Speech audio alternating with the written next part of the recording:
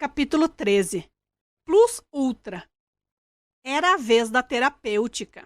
Simão Bacamarte, ativo e sagaz em descobrir enfermos, excedeu-se ainda na diligência e penetração com que principiou a tratá-los. Neste ponto, todos os cronistas estão de pleno acordo. O ilustre alienista faz curas pasmosas, que excitaram a mais viva admiração em Itaguaí. Com efeito, era difícil imaginar mais racional sistema terapêutico. Estando os loucos divididos por classes, segundo a perfeição moral que em cada um deles excedia as outras, Simão Bacamarte cuidou em atacar de frente a qualidade predominante. Supunhamos um modesto.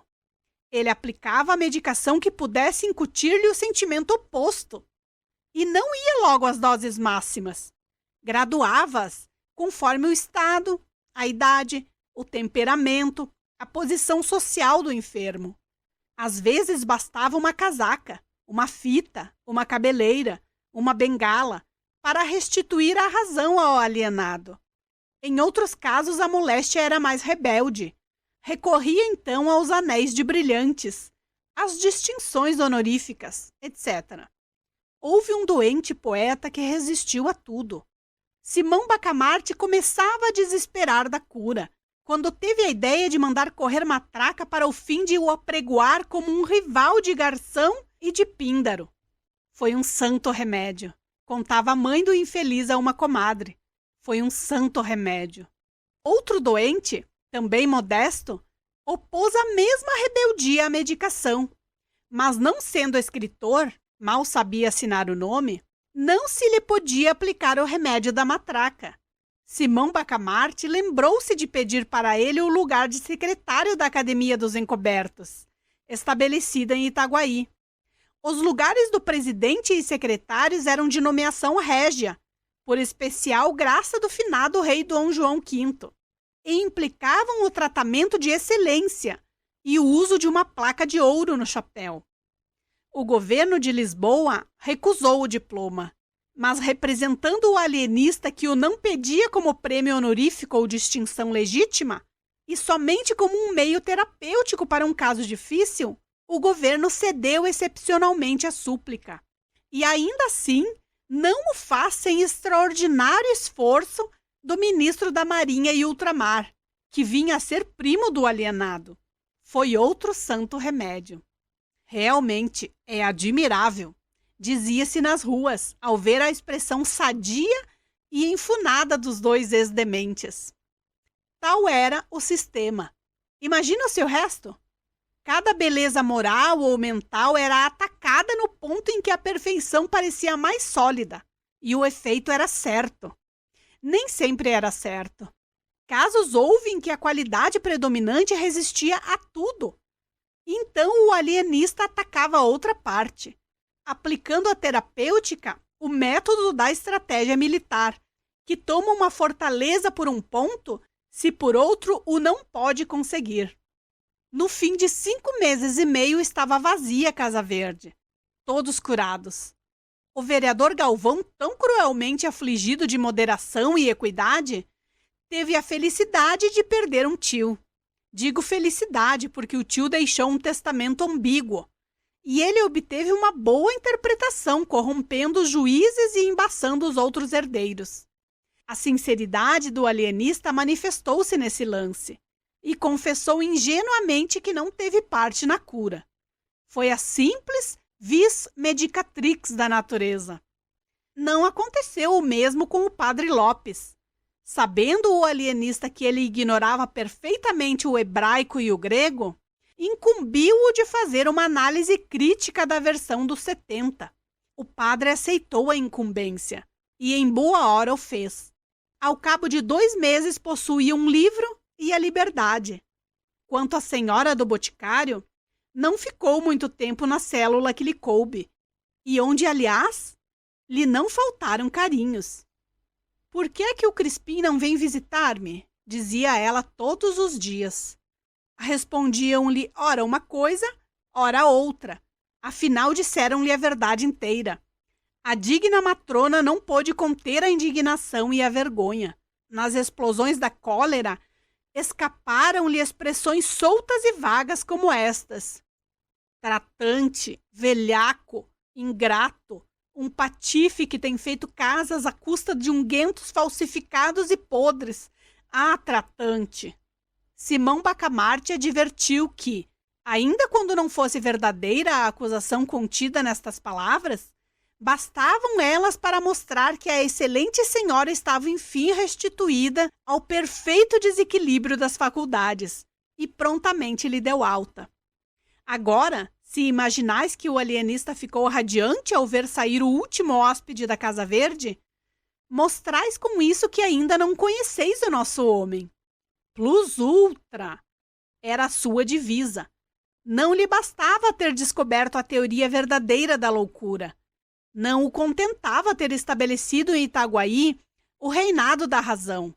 Plus ultra. Não ficou alegre, ficou preocupado, cogitativo. Alguma coisa lhe dizia que a teoria nova tinha em si mesma outra e novíssima teoria. Vejamos, pensava ele. Vejamos se chego enfim à última verdade. Dizia isso passeando ao longo da vasta sala, onde fulgurava a mais rica biblioteca dos domínios ultramarinos de Sua Majestade. Um amplo chambre de damasco, preso à cintura por um cordão de seda, com borlas de ouro, presente de uma universidade. Envolvia o corpo majestoso e austero do ilustre alienista. A cabeleira cobria-lhe uma extensa e nobre calva adquirida nas cogitações cotidianas da ciência.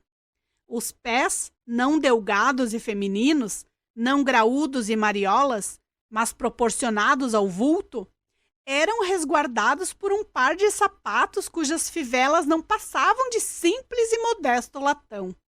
Vede a diferença. Só se lhe notava luxo naquilo que era de origem científica. O que propriamente vinha dele trazia a cor da moderação e da singeleza, virtudes tão ajustadas à pessoa de um sábio. Era assim que ele ia, o grande alienista, de um cabo ao outro da vasta biblioteca, metido em si mesmo, estranho a todas as coisas que não fosse o tenebroso problema da patologia cerebral. Súbito, parou, em pé diante de uma janela, com o cotovelo esquerdo apoiado na mão direita, aberta, e o queixo na mão esquerda, fechada, perguntou ele a si: mas deveras estariam eles doidos? E foram curados por mim? Ou o que pareceu cura não foi mais do que a descoberta do perfeito desequilíbrio do cérebro? E cavando por aí abaixo, eis o resultado a que chegou. Os cérebros bem organizados que ele acabava de curar eram desequilibrados como os outros. Sim, dizia ele consigo, eu não posso ter a pretensão de haver-lhes incutido um sentimento ou uma faculdade nova. Uma e outra coisa existiam no estado latente, mas existiam. Chegado a esta conclusão, o ilustre alienista teve duas sensações contrárias, uma de gozo, outra de abatimento. A de gozo foi por ver que, ao cabo de longas e pacientes investigações, constantes trabalhos, luta ingente com o povo, podia afirmar esta verdade. Não havia loucos em Itaguaí. Itaguaí não possuía um só mentecapto. Mas tão depressa esta ideia lhe refrescara a mente, outra apareceu que neutralizou o primeiro efeito. Foi a ideia da dúvida. Pois que Itaguaí não possuiria um único cérebro consertado? Esta conclusão tão absoluta não seria por isso mesmo errônea? E não vinha, portanto, destruir o largo e majestoso edifício da nova doutrina psicológica? A aflição do egrégio Simão Bacamarte é definida pelos cronistas itaguaienses como uma das mais medonhas tempestades morais que tem desabado sobre o homem. Mas as tempestades só aterram os fracos. Os fortes errijam-se contra elas e fitam o trovão. 20 minutos depois alumiou-se a fisionomia do alienista de uma suave claridade. Sim, há de ser isso, pensou ele. Isso é isto. Simão Bacamarte achou em si os característicos do perfeito equilíbrio mental e moral. Pareceu-lhe que possuía a sagacidade, a paciência, a perseverança, a tolerância, a veracidade, o vigor moral, a lealdade, todas as qualidades, enfim, que podem formar um acabado mentecapto. Duvidou logo, é certo, e chegou mesmo a concluir que era ilusão. Mas, sendo homem prudente, resolveu convocar um conselho de amigos, a quem interrogou com franqueza. A opinião foi afirmativa. Nenhum defeito? Nenhum, disse em coro a assembleia. Nenhum vício? Nada. Tudo perfeito? Tudo. Não, impossível, bradou o alienista. Digo que não sinto em mim essa superioridade que acabo de ver definir com tanta magnificência. A simpatia é que vos faz falar. Estudo-me e nada acho que justifique os excessos da vossa bondade. A assembleia instituiu. O alienista resistiu. Finalmente o padre Lopes explicou tudo com este conceito digno de um observador. Sabe a razão por que não vê as suas elevadas qualidades, que aliás todos nós admiramos? É porque tem ainda uma qualidade que realça as outras. A modéstia. Era decisivo. Simão Bacamarte curvou a cabeça juntamente alegre e triste, e ainda mais alegre do que triste. Ato contínuo, recolheu-se à Casa Verde. Em vão a mulher e os amigos lhe disseram que ficasse, que estava perfeitamente são e equilibrado. Nem rogos, nem sugestões, nem lágrimas o detiveram um só instante. A questão é científica, dizia ele. Trata-se de uma doutrina nova, cujo primeiro exemplo sou eu. Reúno em mim mesmo a teoria e a prática. Simão, Simão, meu amor, dizia-lhe a esposa com o rosto lavado em lágrimas. Mas o ilustre médico, com os olhos acesos da convicção científica, trancou os ouvidos às saudades da mulher e brandamente a repeliu. Fechada a porta da Casa Verde, entregou-se ao estudo e à cura de si mesmo. Dizem os cronistas que ele morreu dali a 17 meses, no mesmo estado em que entrou, sem ter podido alcançar nada. Alguns chegam ao ponto de conjecturar que nunca houve outro louco além dele em Itaguaí.